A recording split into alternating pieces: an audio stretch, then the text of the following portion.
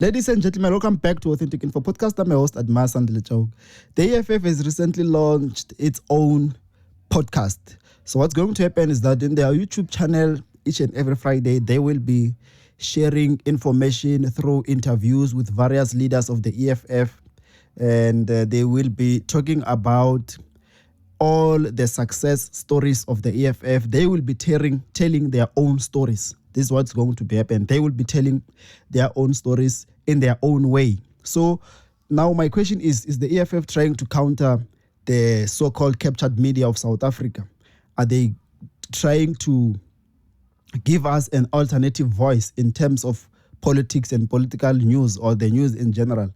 Because they say they're also going to cover everything else that they think that these media houses are not covering, in trying to show that South Africa is under a proper government led by the ANC in protecting President Ramaphosa. Because what they're saying is that they are going to invite their leaders from different provinces, from different regions, from different wards, to come and tell their success stories, which will form part of the success stories of the EFF, which I think it's a good thing. I mean, all these political parties must have such platforms where they tell their own stories, where they correct all the so-called allegations against them, where they use this platform to build their political party and things like that. And I think for young people, especially us who are trying to emerge in the spaces of podcasting, it's a good opportunity, because we will be looking up to the EFF,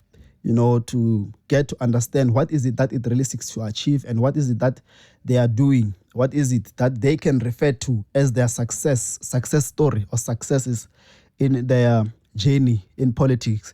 And it will afford them an opportunity to mobilize the people even online, because we know that the EFF is a party which is known for being a political home for young people, young professionals, and it has recently attracted a lot of older people. So we're going to see them talking about their stories, talking about what they have achieved and things like that, and helping us pin these voices to the faces, because there are councillors who just hear of their stories on radio and we don't get to see their faces. So at least we'll be able to pin the face to the success story and the voice. So I think it's a great initiative, very challenging to other political parties, because whatever they are accused of, they will be able to bring that person forth to clear matters. I mean, there are many issues that are surrounding the EFF that needs to be cleared, that a lot of us do not understand, and would like to hear from the EFF's mouth as to what are their views and what is their position when it comes to that. So I think it's a great initiative, and I congratulate the young Titus Tsungu, who will be the host of the podcast. He has been doing very well. I saw him growing through the ranks of the EFF in a very short space of time, which means the EFF is it's not a political party where you have to serve longer to prove that you are now credible to be trusted with certain positions, but they check the quality, they check what you bring. This takes me back to one of my comments when Mzwanele joined the EFF, because I was concerned. I did not understand why did he join the EFF, and in less than a month he's parachuted to Parliament to be a member of Parliament. But we've seen his contribution, and now I've got to understand what is it that he brings to the party. It comes with vast majority of experience, knowledge, and even connections.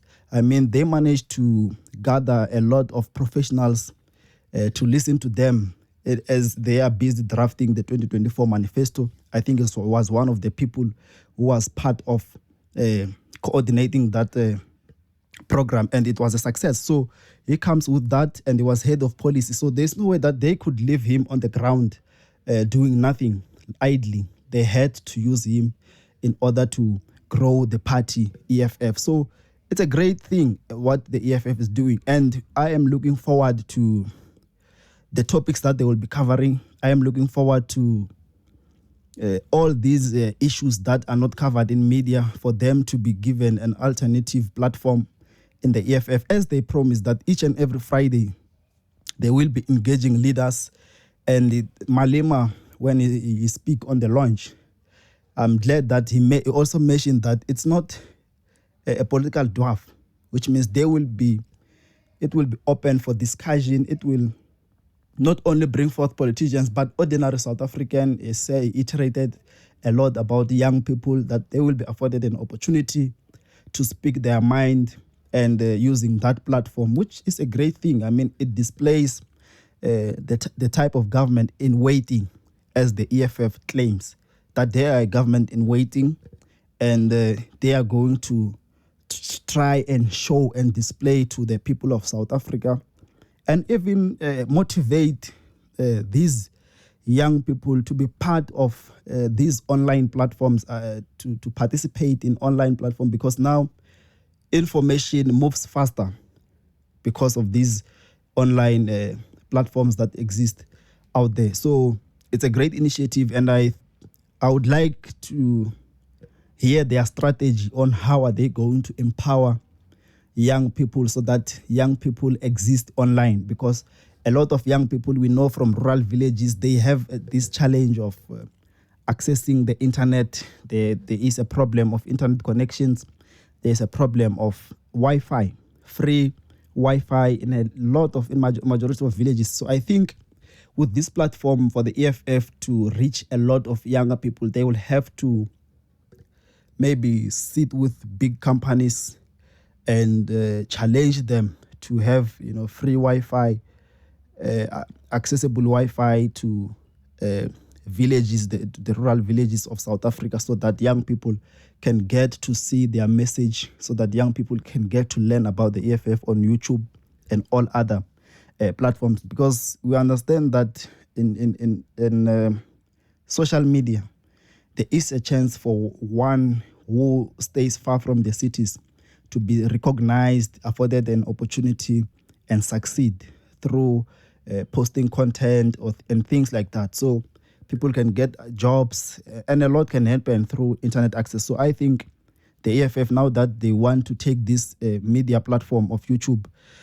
as podcasters, as they want to take it serious, they must also, as a government in waiting, and as participating in other municipalities and things like that, they must also put it as a challenge, take it as a challenge upon themselves to make sure that they provide for internet access for all corners of South Africa, so that people can get to watch their content and learn a lot about the EFF. It's a great initiative. I'm one of the people who are happy, because even some of us are going to get content out of what they will be covering. So it's very interesting, and I'm happy that the host is a person who I grew up with, Titus Tung, who we come from the same village, and he's doing good. He's grown, his own growth, and we know that the EFF only employs quality, only uses young, competitive people. So he's amongst them, and he is now in the national level. So it's even the side of the EFF, I mean, they are spoiled for choice. So we know that if they choose him, it means he is amongst the best. And they couldn't trust him with such a responsibility if he was not. So I also thank the EFF for affording this young man that opportunity. So it's a great initiative. Let's see how it grows. And let us hope that it sticks to its mandate and its promises to its subscribers and viewers. This is Authentic Info Podcast. Don't forget to subscribe even on this one. Thank you for watching. Thank you for all the returning subscribers, returning viewers. And if you are new to this content, please subscribe, watch other videos, engage me in the comment section. Let us grow together. If there's something that you think I'm not covering or I'm not doing well, then I'm always replying to all the comments. Like, share. Don't forget to subscribe, hit the notification bell. Let's grow together. Thank you.